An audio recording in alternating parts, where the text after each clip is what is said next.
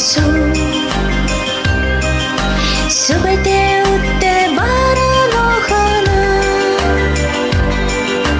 簡単なずし描きは窓の下で彼女見てた。100万本のバラの花を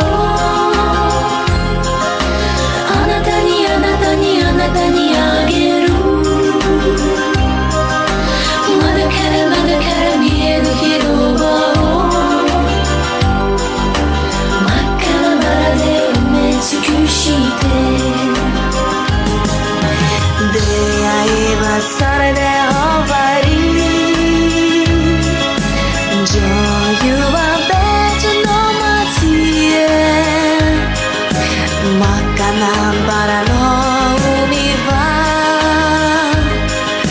軽やかな彼女の人生。眩しい描きはこれこな日に送ったけれどバラの